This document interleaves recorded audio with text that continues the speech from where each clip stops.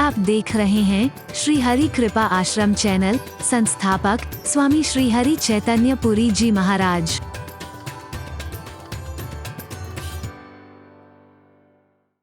हमारे पैर पृथ्वी पर रखे हैं, लेकिन हमारे हाथ तो ऊंचे बनाए हैं ना। और हरि चैतन्य जैसे, खाली हरि चैतन्य नहीं, हरि चैतन्य जैसे कितने लोग आते हैं जो बात बात में हाथ ऊंचे उठवाते हैं। पहले ही ऊंचे बनाए हैं प्रकृति ने, और ऊंचे, यानी इन हाथों से ऊंचे ऊंचे कर्म करना, कभी नीचे कर्म करने की कोशिश मत करना। और तीसरा भाव मुझे लगता है हाथ ऊपर करने का, क्योंकि बहुत ढोंग पाखंड और अंधविश्वास की चौखटों पर नाक रगड़ते हो। स्वयं भाग्य का निर्माता होते हुए तू भाग्य भाग्य चिल्लाता है। ना परमात्मा पर भरोसा है, ना तुझे सदगुरु के वचनों पर भरोसा है, ना अपने आप पर भरोसा है। जहां तहां भिखारी बनके मेरा हाथ देखो जरा, भविष्य क्या है मेरा। अरे तेरे हाथ में बुरी भी रेखा तेरे अनुसार होंगी ना। वैसे तो मैं कहा करता हूं भाग्य तो उसका भी जिसके हाथ ही नहीं है। बोलो ना, वो क्या दिखाएगा?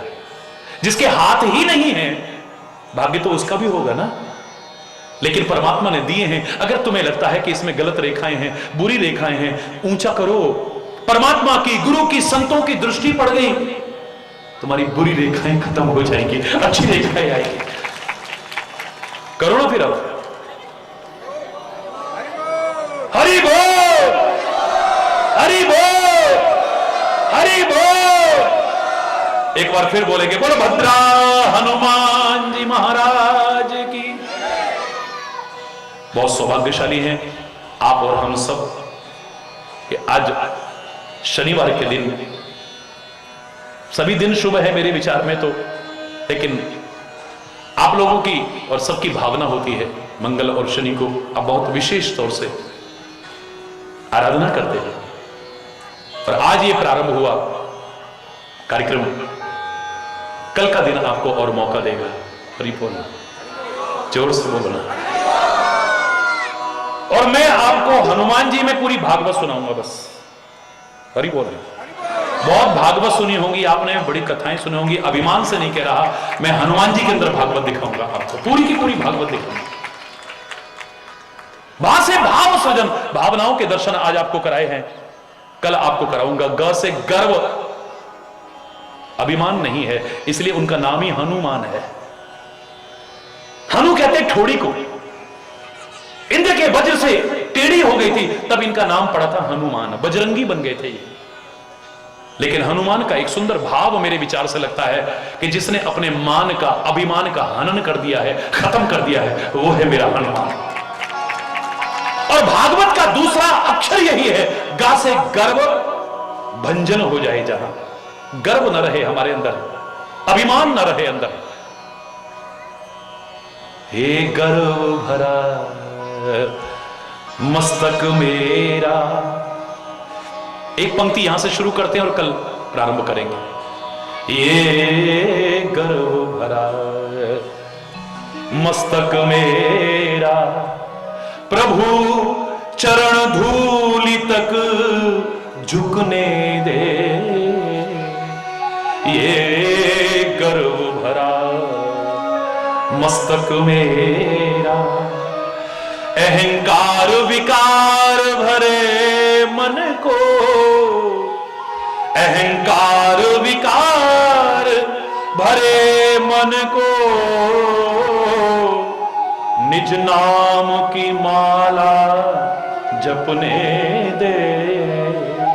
ये गर्व भरा मस्तक मेरा, ये गर्व भरा मस्तक मेरा, प्रभु चरण धूल तक झुकने दे। अहंकार विकार भरे मन को, निज नाम की माला जपने दे। ये गर्व भरा मस्तक मेरा, मस्तक मेरा, मस्तक मेरा।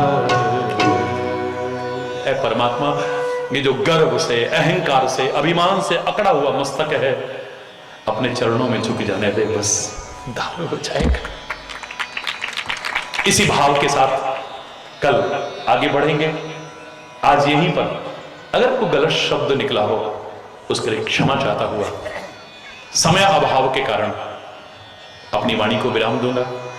एक बार चलते चलते फिर जोर से बोलेंगे, धर्म की अधर्म का, प्राणियों में विश्व का, गौ माता की, भारत माता की, गंगा माता की, संत समाज की, भारत की देवियों की, भक्त समाज की,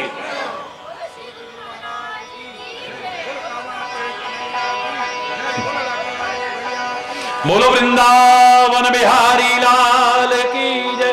जय जय श्री राधे श्याम राम। हरि बोल, हरि बोल।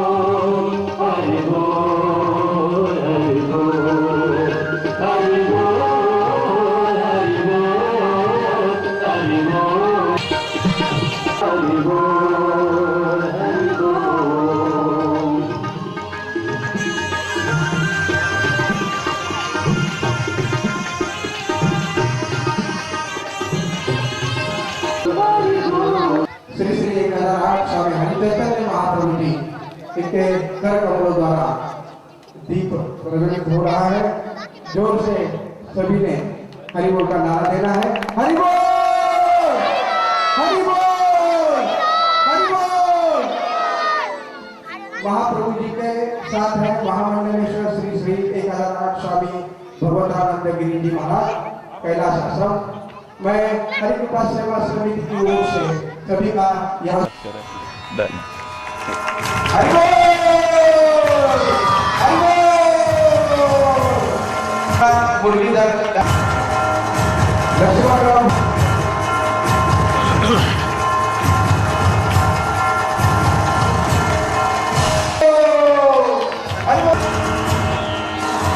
बस बस।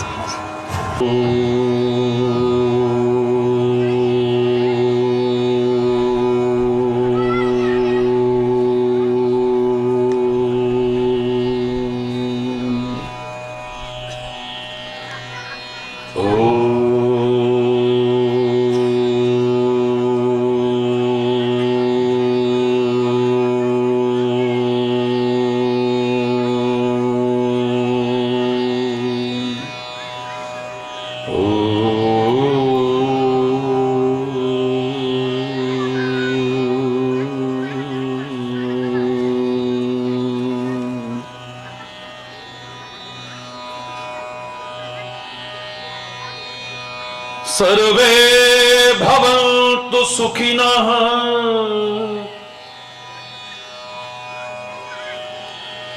सर्वे सन्तु निरामया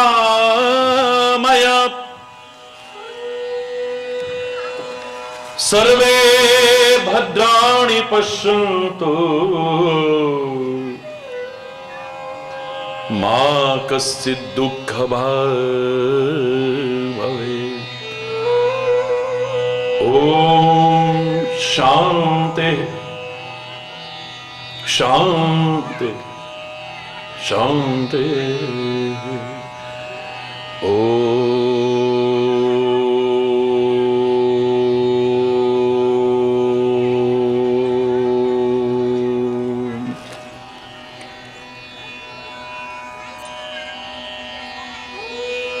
मनोजवं मारुततुल्य वेगं जितेन्द्रियं बुद्धिमतां वरिष्ठं वातात्मजं वानरयूथमुख्यं श्रीरामदूतं शरणं प्रपद्ये।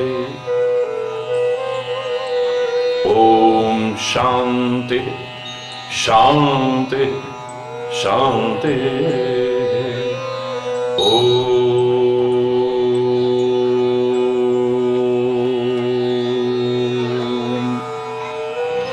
रामाय रामभद्राय रामचंद्राय वेधसे रघुनाथाय नाथाय सीताया पतये नमः। ओम शांति शांति शांति।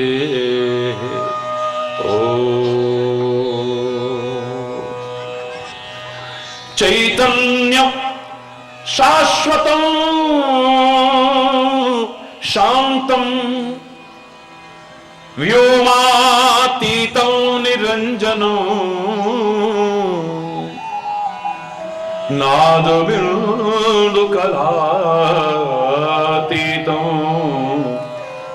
तस्मै श्री गुरुवे नमः। ओम शांति शांति शांति।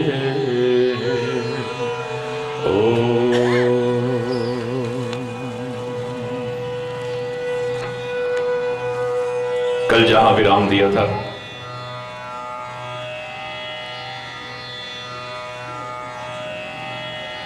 भगवान भद्रा हनुमान जी के चरणों में प्रणाम करते हुए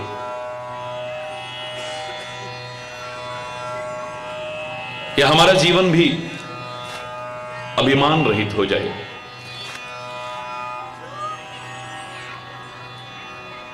निश्चलता आए, निस्वार्थता आए, निष्कपटता आए।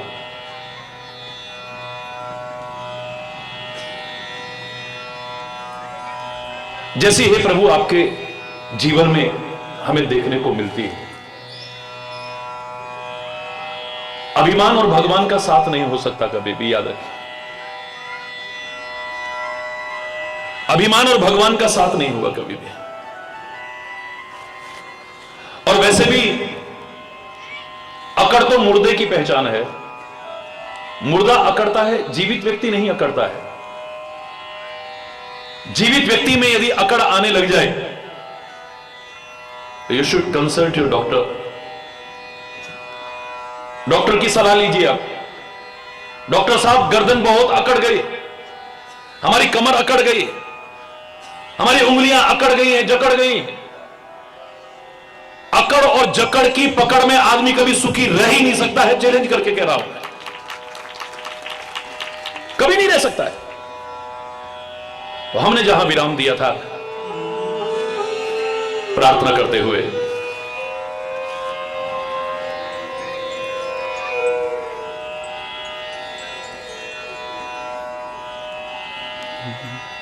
ये गर्व भरा मस्तक मेरा, ये गर्व भरा मस्तक मेरा, प्रभु चरण धूलि तक झुकने दे। अहंकार विकार भरे मन को, अहंकार विकार भरे मन को, निज नाम की माला जपने दे। ये गर्व भरा मस्तक मेरा, ये गर्व भरा मस्तक मेरा, चरण धूलि तक झुकने दे। अहंकार विकार भरे मन को, अहंकार विकार भरे मन को, निज नाम की माला जपने दे। ये गर्व भरा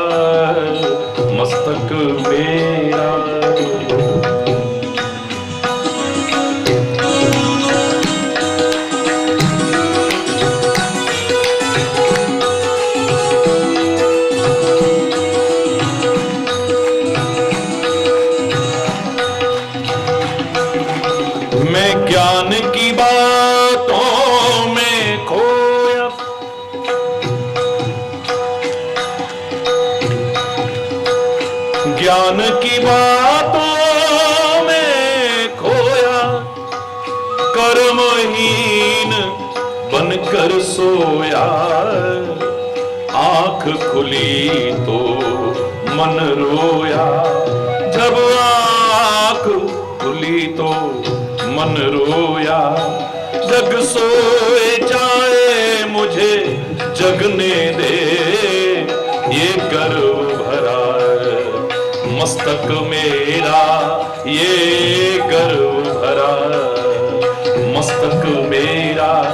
प्रभु चरण धूलि तक झुकने दे, गर्व भरा मस्तक मेरा।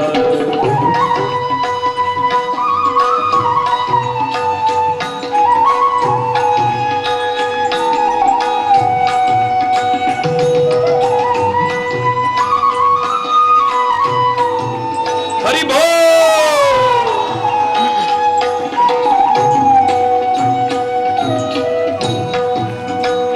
मन की मैल को धो न सका,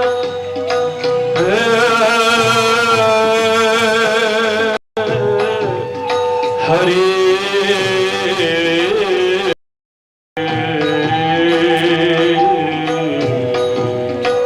मन के मैल को धो न सका। ये जीवन तेरा हो न सका, ये जीवन तेरा हो न सका। अहंकार विकार भरे मन को, अहंकार विकार भरे मन को। निज नाम की माला जपने दे, ये गर्व भरा मस्तक मेरा।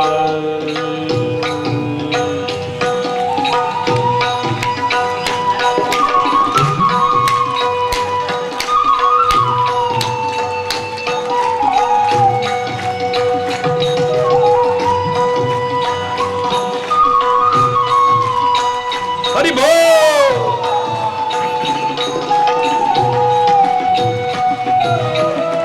जैसा भी हूं मैं खोटा या खरा, मैं खोटा या खरा। जैसा भी हूं खोटा या खरा, निर्दोष शरण में आ तो गया। निर्दोष शरण में आ तो गया। एक बार ये कह दे खाली जा, एक बार कह दे खाली जा। ये प्रीति की रीति झलकने दे, ये गर्व भरा मस्तक मेरा, ये गर्व भरा मस्तक मेरा। प्रभु चरण धूलि तक झुकने दे, अहंकार विकार भरे मन को, अहंकार विकार भरे मन को।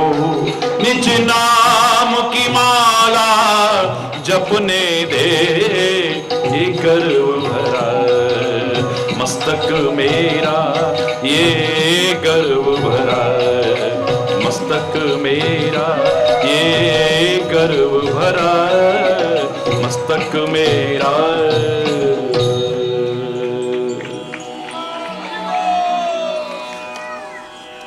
हरि बोल। जोर से बोल रहे और जोर से बोले रहे। बहुत सौभाग्यशाली है परमपिता परमात्मा की असीम अनुकंपा से ये सौभाग्यशाली क्षण हमें प्राप्त हो रहे हैं। प्रयास करो तो दुनिया में बाकी सब कुछ पा सकते हो आप। Nothing is impossible in this world, it may be difficult. मैंने कल भी कहा आपसे, अवगढ़ असु सत्य अशक्य नहीं, कुछ भी। लेकिन ये सौभाग्यशाली क्षण उसकी कृपा के बिना नहीं मिल सकते हैं। याद है, संत के दर्शन, भक्त के दर्शन, सत्संग की प्राप्ति, ये उसकी कृपा के बिना हो ही नहीं सकती। जब द्रवे दीन दयालु तब साधु संगत पाइए। जब वो कृपा करता है तब संत की संगति मिलती है, वरना मिल ही नहीं सकती है। याद, क्या मेरे जीवन में ऐसा सौभाग्य मिलेगा कि परमात्मा मुझ पर कृपा करे? संत कई बार इशारे में ही बहुत कुछ कह देते हैं, और समझदार को इशारा काफी होता है। मूर्ख को तो चाहे थप्पड़ भी मारो तो कोई फायदा नहीं है। विभीषण इशारे को समझे। विभीषण कहने लगे, पवन पुत्र हनुमान, मुझसे गलती हो गई है, क्षमा चाहता हूं, मैं कान पकड़ करके क्षमा चाहता हूं। मैं नहीं कह रहा, रामायण के शब्द है। जो रघुवीर अनुग्रह कीन्हा, तो तुम मोहि दर्श हठ दीना। मैं कितना अज्ञानी हूं, मैं कितनी मूर्खता कर रहा हूं। भगवान कभी कृपा करेंगे, कृपा करेंगे, कृपा करेंगे। इस लंका जैसी अपवित्र नगरी में हे पवन पुत्र हनुमान, तेरे जैसे भक्त के, तेरे जैसे संत के दर्शन उसकी कृपा के बिना मिल ही नहीं सकते। कृपा तो हो गई है उसकी। अगर उसने कृपा न की होती तो तू यहां आता जबरदस्ती मुझे दर्शन देने के लिए, हे पवन पुत्र हनुमान। अब मोहि भाव भरोस हनुमंता। एक बार कहा कृपा करेंगे, दो बार कहा कृपा हो गई है। अब मोहि भाव भरोस हनुमंता, बिनु हरि कृपा मिलहि नहीं संता। हे हनुमान, अब मुझे पता लग गया है, उसकी कृपा के बिना संत दर्शन हो ही नहीं सकता है कभी। बिन सत्संग विवेक न होई, पर राम कृपा बिना सुलभ न सोई। उसकी कृपा के बिना संभव है ही नहीं है। उसकी कृपा के बिना आप यहां आ नहीं सकते। पहले मिलेगा नहीं, आ नहीं सकते आप।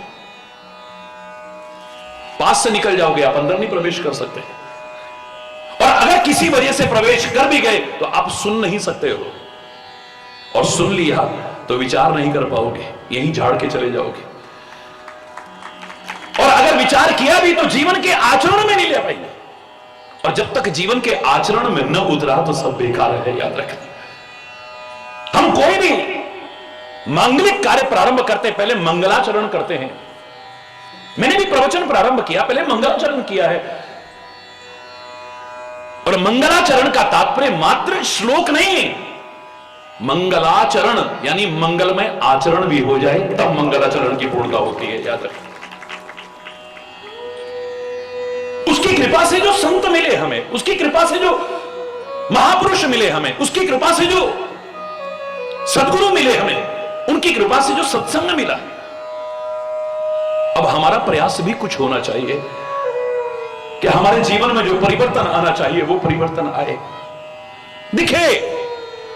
हमारे जीवन को देख करके, हमारे आचरण को देख करके, हमारे कर्मों को देख करके, हमारी सोच को देख करके, हमारे खान पान को देख करके, हमारी संगति को देख करके लगना चाहिए कि किसी भक्त से जुड़ा हुआ है, किसी संत से जुड़ा है, या सत्संग से जुड़ा है, किसी गुरु की शरण में है, या परमात्मा का भक्त है, या धर्म का आचरण कर रहा है। पता लगना चाहिए। वांछित परिवर्तन ना आया तो फिर सब कुछ मिल करके भी कुछ नहीं मिला है। क्षमा चाहते हुए कहूंगा, अरे परमात्मा का तो नाम लेकर के दुख दूर हो जाते हैं, कष्ट दूर हो जाते हैं, विपत्तियां दूर हो जाती हैं। लेकिन पांडवों के तो साथ में रहे परमात्मा। पांडव भी भगवान श्री कृष्ण से बहुत प्रेम करते हैं, और भगवान श्री कृष्ण भी पांडवों से बहुत प्रेम करते हैं। तो फिर सारा जीवन क्यों संघर्ष में रहा, क्यों कष्टों में रहा, क्यों विपत्ति में रहा, क्यों प्रतिकूलताओं का दौर रहा? सारा जीवन मुसीबतें क्यों मंडराती रही उनके जीवन पर? भगवान का नाम लेकर के कष्ट दूर हो जाए, और जिनके साथ में भगवान हो और वो कष्ट में जीवन जिए। हरि बोल। जोर से बोल रहा है। क्या वजह हो सकती है? अरे परमात्मा का संग तो मिला, चाहे अपने किन्हीं सत्कार्यों के कारण या उनकी कृपा के बल पर, लेकिन जीवन में जो परिवर्तन आना चाहिए था वो तो नहीं आया। क्या भगवान सिखाते हैं जुआ खेलो? पांडवों ने जुआ खेला, द्यूत क्रीड़ा की है, जुआ खेला है उन्होंने। क्या भगवान ने सिखाया कि अपनी स्त्री तक को दांव पर लगा दो? अपनी स्त्री को भी दांव पर लगाया है। क्या भगवान सिखाते हैं कि किसी गिरते को देखो तो उसका मजाक उड़ाओ? द्रौपदी ने धोखा खा करके गिरते हुए दुर्योधन को देख करके कहा, अंधे की अंधी औलाद रही ना, भरे दरबार में मेरे पर प्रतिज्ञा की है उसने, आज जैसे भरे दरबार में तूने मुझे शर्मिंदा किया है ना, आने दे वो वक्त, मेरा नाम भी दुर्योधन नहीं, अगर भरे दरबार में तेरी इज्जत उतार के ना दिखाई तो। वहीं से सारी जड़ पैदा हो गई महाभारत की। कोई परिवर्तन आना चाहिए ना, यदि परिवर्तन नहीं आया तो फिर अधूरा है सारा का सारा। मैंने कल आपसे कहा कि हमने श्री राम की स्तुति क्या की है? श्री रामाय राम भद्राय रामचंद्राय वेदसे। राम भद्राय, राम को भद्र कहते हैं, भद्र है वो, और उसकी जो चरण और शरण में है वो हनुमान भी भद्र कहलाता है। मजा तब है, वो भी भद्र है। राम और हनुमान में कोई अंतर ही नहीं रह गया है, भरत और राम में कोई अंतर ही नहीं रह गया है। आप कहते हो राम भी सांवरे हैं और भरत भी सांवले हैं, तुम बाहर बाहर देखते हो, लेकिन मैं कहता हूं जिसने पूरी तरह परमात्मा के रंग में अपने आप को रंग लिया है वो भरत राम से भिन्न नजर नहीं आता है। कुछ तो परिवर्तन आना चाहिए ना। फिर भी वही सोच रही, वही कर्म मिले, वही आचरण रहा, वही खान पान रहा, वही संगति रही। वांछित सुख और आनंद से वंचित रह जाओगे, याद रखना। जो मिल सकता है उससे वंचित रह जाओगे।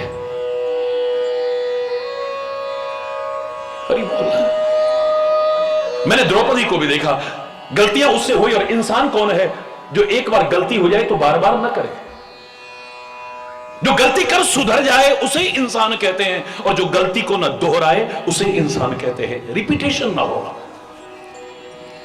जीवन में गलती होना स्वाभाविक है, जीव गलती का पुतला है, अक्सर हो ही जाती है। लेकिन इंसान वो है जो गलती करके सुधर जाए, और खाली सुधर ना जाए, फिर जीवन में उसको रिपीट ना करे, पुनरावृत्ति ना हो उसकी, बार बार दोहराए नहीं। जो मैं हमेशा कहा करता हूं, learn from past, think for future but live in present. भूतकाल से प्रेरणा लो, हो चुकी गलतियों को सुधारो, भविष्य के लिए योजना चाहे बनाओ, लेकिन वर्तमान में जीना सीख लो बस। और हमारा तो ज्यादा टाइम किस में निकलता है? या तो भूतकाल के लिए रोते हुए, हमारी तो जिंदगी बेकार हो गई, हम कुछ नहीं कर पाए, हम कुछ नहीं बन पाए, हमारा तो ऐसे ही निकल गया। अरे निकल गया सो निकल गया, बीती ताही विसार दे, अब आगे की सुध ले, जो बचा है इसे तो संभाल ले। उस महिला को कौन समझदार कहेगा जो उबलते हुए दूध को देख करके क्या कहे, दूध उबल गया, दूध उबल गया, दूध उबल गया। अरे उबल गया सो उबल गया, जो बचा है इसे उतार ले, वरना वो भी उबल जाएगा, याद रखना। समझदारी इसमें, जो उबल गया सो उबल गया। या तो हम भूतकाल के लिए रोते रोते अपने समय बर्बाद करते हैं, या भविष्य के लिए पता नहीं हमारा क्या होगा, पता नहीं हमारा क्या होगा, पता नहीं हमारा क्या होगा। भविष्य के लिए किसने देखा है भविष्य? सामान्य 100 वर्ष का पल की खबर नहीं है। अरे बोल, जोर से बोला है। सामान्य 100 बरस का पल की, भगवान सबको लंबा जीवन दे, दीर्घ जीवन दे, सुखी समृद्ध जीवन दे, खुशहाल जीवन दे, लेकिन एक क्षण का भरोसा नहीं। क्षण भंगुर जीवन की कलिका, कल प्रातः को जाने खिली न खिली। मलया गिर की शुचि शीतल मंद, सुगंध समीर चली न चली। कलिकाल कुठार लिए फिरता, तन नम्र है चोट झली न झली। भजले हरि नाम हरि रस नाम, फिर अंत समय को हिली न हिली। एक क्षण का भरोसा नहीं है। कर लो सो काम और भज लो सो राम। हरि बोलना। जो सोचता बस भविष्य की है वह वर्तमान भी खोता है। आनंद उठा सकता वो नहीं, तीनों कालों में रोता है। और जिसने देखा है वर्तमान, तीनों ही काल संवार लिए। जिसने वर्तमान को संवारा है उसका भूत और भविष्य अपने आप संवरता है। मेरे प्यारे बच्चों, मेरे प्यारे भाइयों, मेरी प्यारी बहनों, क्योंकि भूतकाल इस वर्तमान के पेट में से निकलना है। यही जो वर्तमान के क्षण है, थोड़ी देर बाद क्या बनने वाले हैं? भूतकाल। और जो भविष्य है उसने भी वर्तमान की सीढ़ी पर आना है। जो भविष्य का अगला क्षण है वो थोड़ी देर बाद वर्तमान बनने वाला है। अगर मैं वर्तमान को संवारता जाऊं, संवारता जाऊं, संवारता जाऊं, मेरा भूत और भविष्य तो अपने आप संवर जाएगा। उसके लिए अलग से प्रयास करने की आवश्यकता नहीं है। भविष्य किसका उज्जवल होगा? जिसका वर्तमान अच्छा है। याद रखना, जिसका वर्तमान अच्छा नहीं है उसका भविष्य कदाचित भी उज्जवल हो ही नहीं सकता है। हरि बोलना। गलती हुई है, द्रौपदी से भी गलती हुई है, पांडवों से भी गलती हुई है, लेकिन उन्होंने फिर द्वारा नहीं की है। यही इंसानियत है। गलती का सबसे बड़ा प्रायश्चित नहीं कि शरीर को दंड दे दो। गलती का सबसे बड़ा प्रायश्चित यह नहीं कि आप आज भूखे रह जाओ। गलती का सबसे बड़ा प्रायश्चित यह नहीं है कि तीर्थ यात्रा कर लो, दान कर लो, व्रत कर लो, पुण्य कर लो। नहीं, गलती के ये प्रायश्चित हो सकते हैं। गलती का सबसे बड़ा प्रायश्चित यह है कि गलती को द्वारा न दोहराने का संकल्प ले लो। क्षमा हो जाएगी आपकी बड़ी से बड़ी गलती। हम गंगा जी की स्तुति करते हैं तो क्या कहते हैं? गंगा गंगेति यो ब्रूयात योजना नाम शतैरपि मुच्यते सर्व पापेभ्यो। गंगा गंगा गंगा गंगा शब्द का उच्चारण भी करते हैं 100 योजन दूर, यानी 400 कोस दूर, यानी 800 मील दूर, यानी 1000 से भी ज्यादा किलोमीटर दूर से गंगा शब्द का उच्चारण भी हमारे जन्म जन्म के पापों को नष्ट कर देता है? अब कोई तर्क करे कि जन्म जन्म के पाप तो दूर, 1 वर्ष के पाप तो दूर, 1 महीना पाप करो, 2, 4, 5, 10 लाख रुपए कमाओ, फिर एक दिन गंगा जी नहाओ। फिर 1 महीना पाप करो, एक दिन गंगा जी नहाओ। फिर 1 महीना पाप करो, फिर एक दिन गंगा जी नहाओ। तो क्या गंगा जी माफ कर देंगी? बोलो, मैं आपसे पूछता हूं। क्यों? 1000 किलोमीटर दूर से गंगा नाम लेने से जन्म जन्म के पाप धुल सकते हैं, तो 1 महीने के पाप गंगा स्नान से क्यों नहीं धुलेंगे? इसलिए नहीं धुलेंगे क्योंकि गलती का सबसे बड़ा प्रायश्चित तो किया ही नहीं है। और गलती का सबसे बड़ा प्रायश्चित है कि उसका रिपीटेशन ना हो, बार बार दोहराए नहीं, पुनरावृत्ति ना हो। तुम्हारी गलती क्षमा हो सकती है। चैलेंज करके कह रहा हूं, नहीं की उन्होंने गलती। फिर उसके बाद इतिहास उठा करके देखिए, एक दिन ऐसा आया, महाभारत का युद्ध अगर आपने देखा हो, द्रौपदी के 5 बच्चों की नृशंस हत्या की गई, टुकड़े टुकड़े कर दिए गए। 5 बच्चों की, 5 पुत्रों की नृशंस हत्या, टुकड़े टुकड़े किए गए। सुनने वालों के दिल दहल उठे हैं। एक मां के कलेजे पर क्या बीता होगा यह मां ही जान सकती है। मां के दिल को तो भगवान भी नहीं समझ पाएगा, इतना तो मैं कह सकता हूं। और इसलिए मैं मां को अगर भगवान का रूप भी कह दूं तो कोई अतिशयोक्ति नहीं है, मेरे लिए भगवान का रूप है वो। कहते रहे लोग इसे अंधश्रद्धा।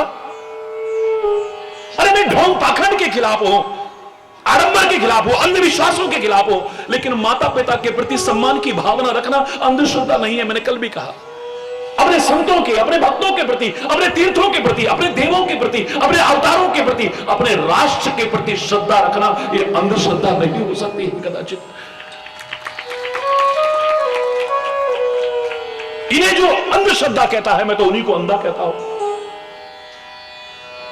क्योंकि ये तो हमें ठोकरों से बचाती है, ये तो हमारी आंखें खोल देती है,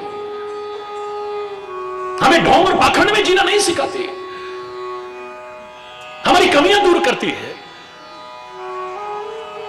एक मां के दिल पर क्या बीत रही होगी। मां के दिल को मां ही समझ सकता, कोई और नहीं समझ सकता है। दुनिया का कोई कभी मां की उपमा नहीं दे पाया। पूछा क्यों नहीं दे पाते हैं? क्योंकि मां की उपमा देने से उपमा यानी छोटी मां हो जाएगी, और मां का स्थान कम करने की हिम्मत तो भगवान भी नहीं कर सकता है। भगवान की बोलो, कामा के कन्हैया अरे बोल, बोलो लाठी वाले भैया। कितना गरिमापूर्ण। और मेरे भारत की तो संस्कृति ही मातृ प्रधान संस्कृति है। वंदे मातरम सुजला सुफला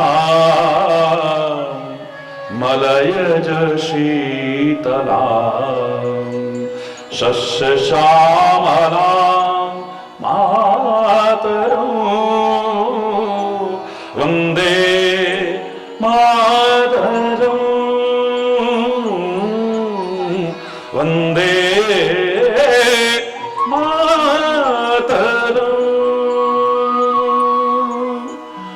यहां तो मां के बिना कुछ है ही नहीं। मेरा शरीर बेकार है यदि इसमें भी आत्मा ना हो तो। ध्यान देना, मेरा शरीर बेकार है, ये सड़ने लगेगा, गलने लगेगा, जिसके ऊपर देख करके दुनिया मर रही है। ये तभी तक इतना अच्छा लग रहा है, आकर्षक लग रहा है, मनमोहक लग रहा है, सुंदर लग रहा है, जब तक इसमें आत्मा है। ये मां के बिना तो ये भी बेकार है। ये संसार जल जाता, राख हो जाता ये संसार। संत न होते जगत में तो जल मरता संसार। हमें राह दिखाने वाले वो महात्मा यदि ना होते ना, वो भी मां है, महात्मा। मां शब्द के बिना वो भी अधूरा है। और जिसको हम सबसे ऊपर कहते हैं उसे भी परमात्मा कहते हैं, उसमें भी मां शब्द के बिना तो कुछ भी नहीं। महाराज जी तो सबके हैं, सब महाराज जी के हैं। ऐसी कौन सी जगह है जो मेरी नहीं है और मैं जहां का नहीं हूं, लेकिन आप लोग कहते हो कहां मां, वहां भी मां शब्द है। मां के बिना तो महाराज जी के नाम के साथ जो जयघोष करते हैं वो भी अधूरा रह जाएगा। मेरा कन्हैया जो सृष्टि का पालन करता है, विश्वंबर है, जो वो थोड़े से माखन का चोर नहीं है, माखन का भूखा नहीं है। हमारे शास्त्रों ने कहा माखन चोर कहो, चित्त चोर कहो, लेकिन वास्तविक परिभाषा करोगे तो अनेक जन्मार्जित पाप चोरम चोराग्रगण्यम सिरसा नमामि चोराग्रगण्यम वचसा। हम तो चोर नहीं, चोरों का सरदार मानते हैं उसे, लेकिन चुरा लेता है जो हमारे पाप, हमारे दुख, हमारी विपदाएं, सारी मुसीबतें हरण कर लेता है। ऐसे हरि को हम बार बार प्रणाम करते हैं। बोलो श्री गुरुदेव भगवान। जिसने हरि हमारी समस्त विपदाओं, जिसने हरि मुसीबतें, उस हरि को प्रणाम करते हैं, उस परमात्मा को प्रणाम करते हैं। उसमें भी परमात्मा में मां आता है। हमने परमात्मा से कोई भी संबंध बनाया हो, दुनिया भर के संबंध बनाए हो, लेकिन पहला संबंध हम मां का ही बनाते हैं। त्वमेव माता, दूसरा बना ही नहीं सकते आप, क्योंकि मां का स्थान कभी भी कम करने की सामर्थ्य भगवान की भी नहीं हो सकती है। भगवान भी अवतार लेकर के आए, चाहे प्रकट हो, लेकिन किसी को मां कहलाने का गौरव प्रदान करते हैं। और याद रखना, अपने माता पिता का कर्जा आप लाख जन्म लेकर के ऋण कभी चुका नहीं सकते हो। कभी इनका दिल दुखाना मत। मैं तो हमेशा कहा करता हूं, बचपन में तुमने कितना गीला किया है अपनी मां को, कितना गीला किया है, लेकिन अब बुढ़ापे में दुख से उनकी आंखों को कभी गीला मत करना, याद रखना। उसके मुंह पर भी तुमने गंदगी की तो गौरव का अनुभव किया उस मां ने। उसकी गोद में भी गंदगी की, तुमको भी पवित्र किया और अपने आप साफ किया है, और कभी भी परेशान नहीं हुई।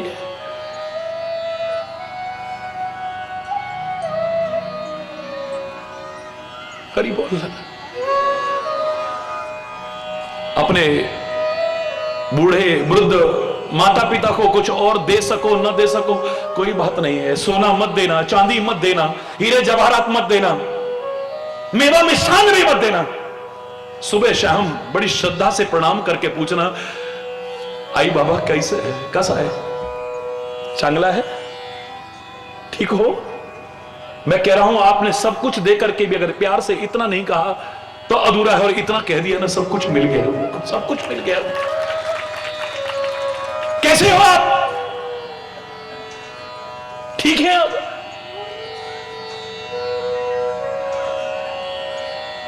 इन्होंने तुम्हें पैदा होते ही अनाथालय में नहीं भेजा ना, भूखे रह रह करके तुम्हारा पेट भरा है, मेहनत कर करके तुम्हारा पेट भरा है, तो आज बुढ़ापे में इनको वृद्ध आश्रम में क्यों भेजते हो? क्यों? अगर ये पैदा होते तुम्हें अनाथालय में भेजते तब तुम्हारा हक बनता था।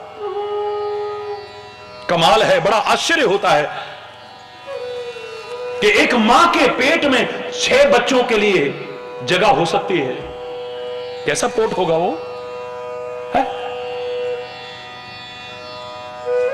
6 बच्चे मैंने देखे, एक मां के गर्भ से 6 बच्चे पैदा हुए, अंदर 6 बच्चों के लिए जगह है, लेकिन 6 कोठियों में अपनी मां के लिए जगह नहीं है, पिता के लिए जगह नहीं है। बाहर लिखा है मातृ छाया पितृ छाया, मकान के बाहर मातृ छाया पितृ छाया, लेकिन उनकी छाया भी नहीं पड़ने देते हमारे। हरि बोल।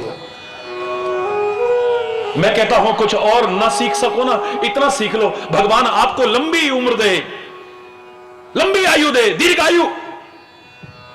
कभी आप भी वृद्ध होंगे, जब आप बूढ़े होंगे ना, आपकी औलाद आपका तिरस्कार करेगी, अपमान करेगी, तो तुम्हें कैसा लगेगा? तुम्हारी आज्ञा पालन न करेगी, कैसा लगेगा तुम्हें?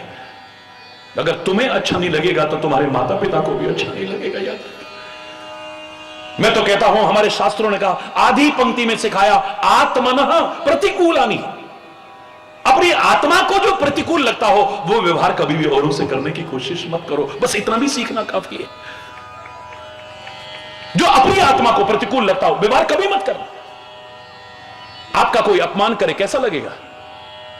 बोलो ना, आपका कोई अपमान करे कैसा लगेगा?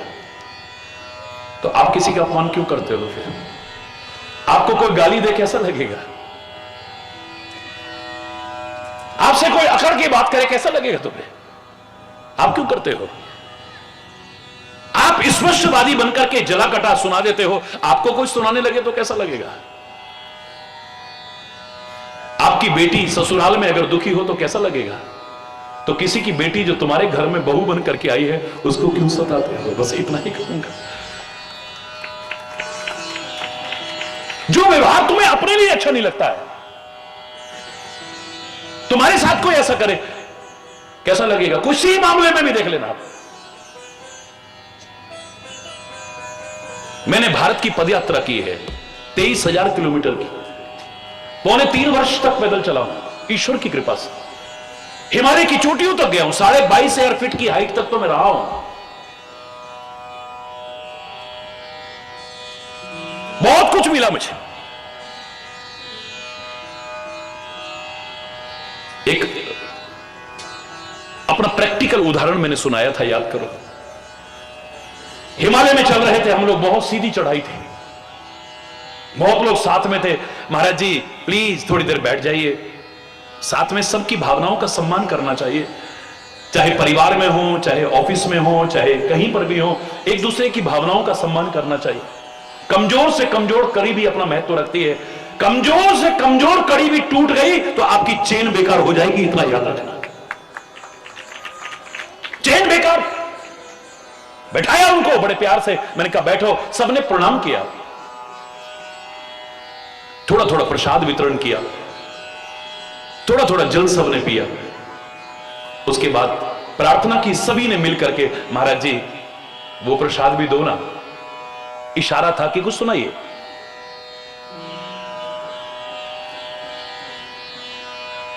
वो प्रसाद भी दीजिए ना आप। तो रोज कुछ ना कुछ सुनाता था। असली प्रसाद संत का वही हो सकता है, गुरु का वही हो सकता है।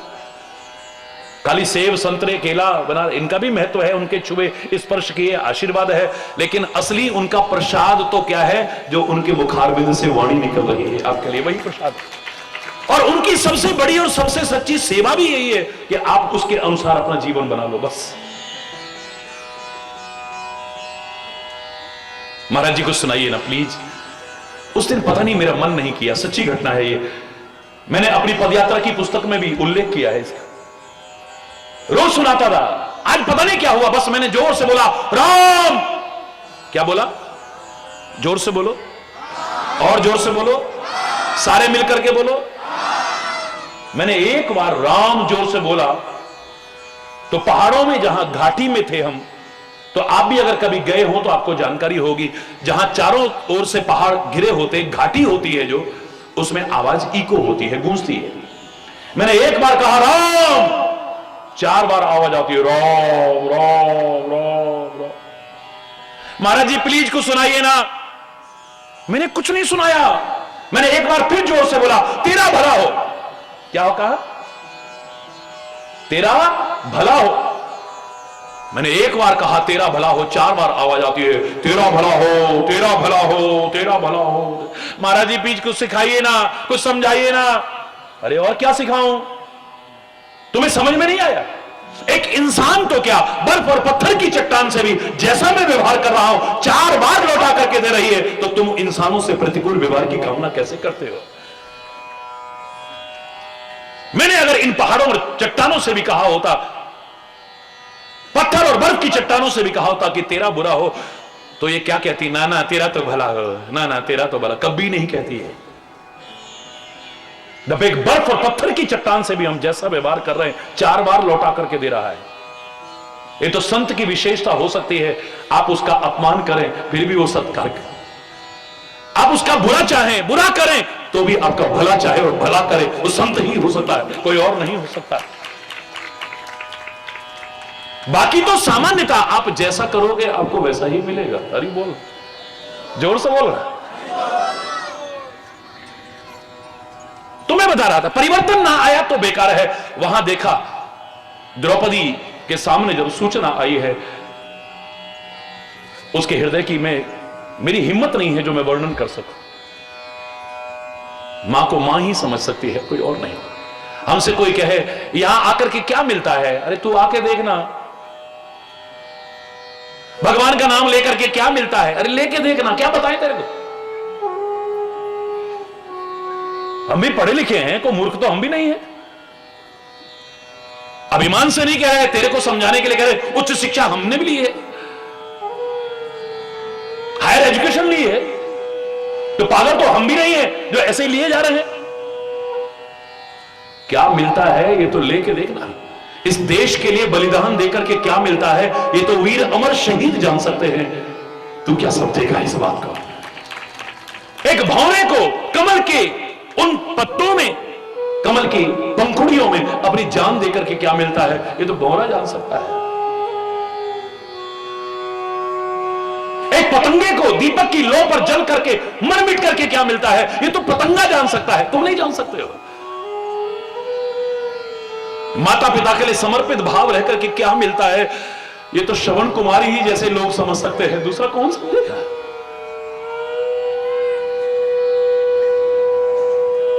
गुरु के प्रति श्रद्धा से हमें क्या मिलता है ये तो एकलव्य जैसे मान सकते हैं।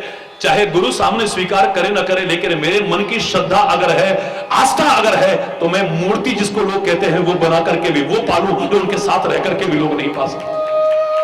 क्या मिलता है ये तो करके देखना। तो समाज सेवा करके क्या मिलता है ये तो समाज सेवा करने वाला समझ सकता है ना। अरे बोलना, जोर से बोल रहा है। इस राष्ट्र के लिए अपना जीवन समर्पित करके, समाज के लिए जीवन समर्पित करके क्या मिलता है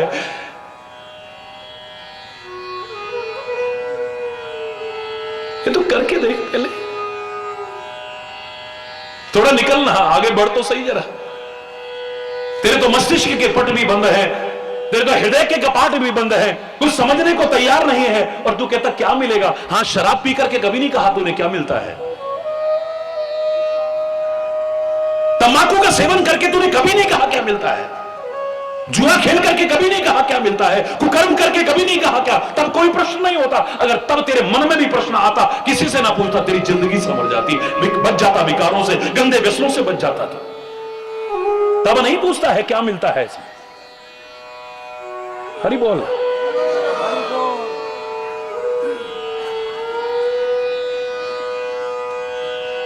हर ओर रुदन है, करुणा है, त्राही त्राही मची हुई है। आज इतना अनर्थ ये अश्वत्थामा ने अच्छा नहीं किया है, द्रोणपुत्र ने अच्छा नहीं किया है। इन बच्चों को टुकड़े टुकड़े कर दिया। इतनी निर्दयता कैसे आ सकती है? कहा नहीं गया है। पांचों पांडव जाते हैं, भगवान कृष्ण को साथ में लेके जाते हैं और अश्वत्थामा को बांध करके ले आते हैं। अश्वत्थामा को बांध करके ले आए, ला करके द्रौपदी के चरणों में डाल दिया है। बंधन में है द्रौपदी, एक मां का अपराधी तेरे सामने है, इसको दंड देने का अधिकार खाली तेरे को है। तेरे 5 बच्चों की नृशंस हत्या की है इसने।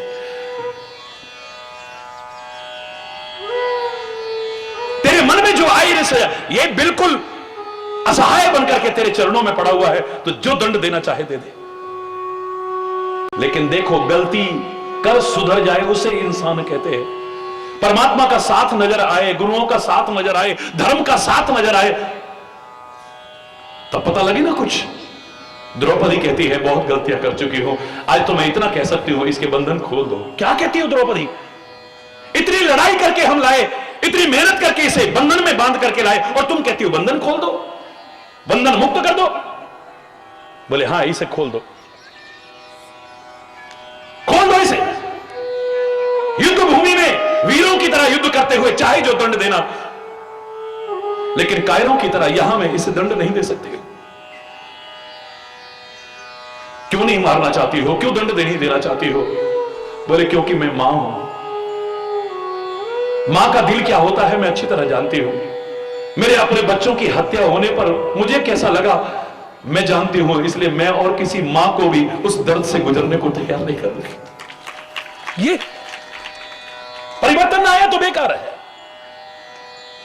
एक बच्चा हो चाहे बड़ा, ऐसा नहीं कि अवस्था बचपन से। हमारे हनुमान जी ने तो क्या सिखाया? बाल समय रवि भक्ष लियो तब तीन लोक भयो अंधियारो।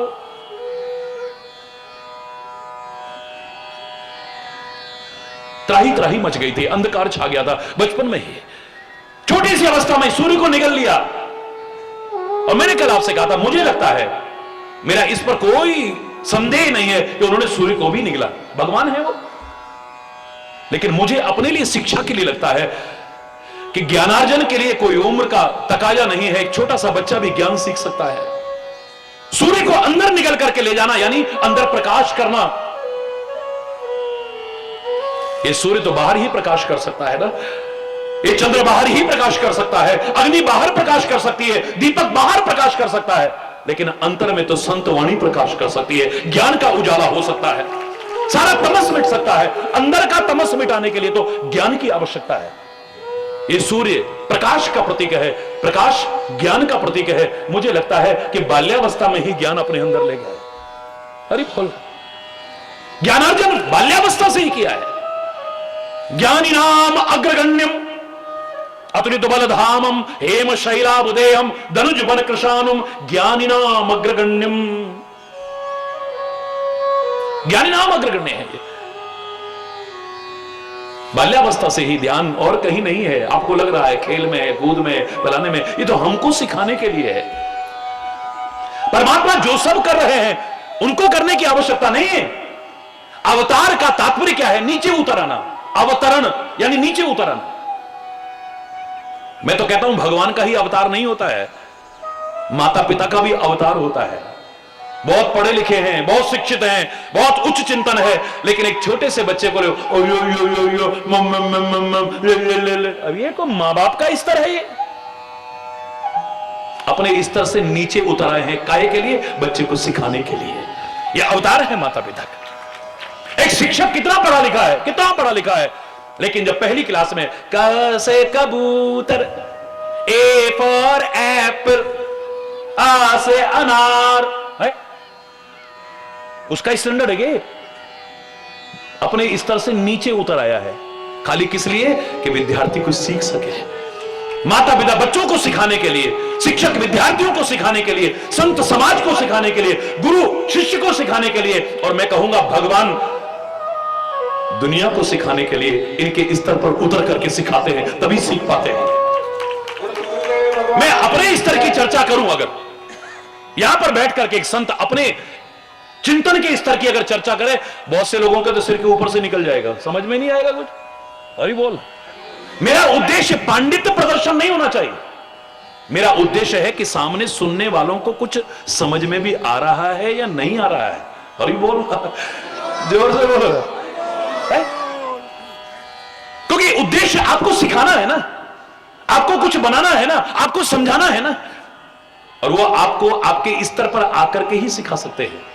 और उसका प्रभाव बना रहे उसके लिए बहुत जरूरी है कि अपने कथनी और करनी का अंतर भी मिटाएं। एक शराब पीने वाला चाहे कितना भी अनुभवी है, 50 साल शराब पी है, लेकिन वो किसी से कहे शराब मत पियो, वो जानता है बुरी चीज है, लेकिन क्या प्रभाव पड़ेगा उसके उपदेश का? खुद पीता है, हमको मना करता है। हरी बोल। एक जुआरी कितना भी अनुभवी हो, लेकिन किसी से कहे जुआ मत खेलो, कौन प्रभाव पड़ेगा? जो हम सिखाना चाहते हैं जब तक हमारे जीवन के आचरण में नहीं आएगा, हमारे उपदेश का किंचित मात्र भी प्रभाव नहीं पड़ सकता है, दूरगामी प्रभाव नहीं पड़ सकता है। कई बार हम न भी कहें तो अपने जीवन आचरण से सिखा देते हैं। मेरे पवन पुत्र हनुमान ने तो अपने जीवन और आचरण से सिखाया है, मेरे परमात्मा श्री राम ने अपने जीवन और आचरण से सिखाया है। जगह जगह कथा करने की भी आवश्यकता नहीं पड़ी है, उपदेश देने की। उनका तो जीवन अपने आप में एक आदर्श है, उनका जीवन ही अपने आप में शिक्षा है, उनका जीवन ही उपदेश है अपने आप में। उसकी नकल भी कोई कर ले, नकल भी सही तरीके से नकल भी कर ले तो जीवन समझ जाए ना। एक मंत्री ने कहा अपने रावण से, महाराज से, महाराज आप चाहते हो कि सीता एक बार मेरी ओर देख ले, एक बार बिलोक मम ओरा, एक बार मेरी तरफ नजर भर के देख ले, यही चाहते हो ना? अरे आपकी तरफ सीता देखेगी तो क्या आपके चरणों में आकर के गिर जाएगी? है? ऐसा क्या तरीका है? लो महाराज मैं बताता हूं आपको। मंत्री ने बड़ा उत्साहित होकर के कहा, महाराज आप तो माया जानते हैं ना, आप राम का रूप धारण करो ना। आपने राम का रूप धारण करा नहीं और ये आपके चरणों में आई। हरि बोल, जोर से बोलो ना। रावण ने सिर पे हाथ मारा, दर्द तेरे की। क्या हुआ महाराज? बोले ये प्रयास तो मैं बहुत बार कर चुका हूं। है? आपने राम का रूप धारण किया? बोले एक बार नहीं, कितनी बार किया है? तो क्या सीता आपके सामने आकर के चरणों में नहीं गिरी? बोले गिरती तो तब जब मैं सीता के सामने जा पाता। मेरे चलने में, बोलने में, देखने में, व्यवहार में कहीं भी पता नहीं लगना चाहिए कि मैं नकली राम हूं। असली राम की नकल करते करते करते करते करते उसके चरित्र में इतना खो गया, मुझे अपने ऊपर ही शर्म आने लगी, मैं सीता के सामने नहीं जा पाया कभी। इतिहास कहता है इनकी तो नकल भी कर ले तो जिंदगी संवर जाए, खाली अधूरी नकल नहीं। क्योंकि हम क्यों नहीं सीख पाते हैं? क्योंकि अधूरा जानते हैं। A little knowledge is always dangerous, नीम हकीम खतरे जान। ये अधूरा ज्ञान बड़ा खतरनाक होता है। हम भगवान कृष्ण के बारे में शंकाएं क्यों करते हैं? क्योंकि अधूरा जानते हैं। हमें उसका कंकड़ी मारना याद है, लेकिन गोवर्धन पर्वत उठाना भूल जाते हैं। उसकी चंचलता बहुत याद है हमें, लेकिन भरे दरबार में शिशुपाल की 100 गालियां सुनी धैर्यपूर्वक, इसे भूल जाते हैं। मक्खन चुरा चुरा करके अपना पेट भरा, ग्वाल बालों का पेट भरा, यह हमें बहुत याद है। लेकिन एक कण द्रौपदी के पात्र में से खा करके 10,000 शिष्यों सहित दुर्वासा ऋषि का पेट भी भरा था, इसे भूल जाते हैं।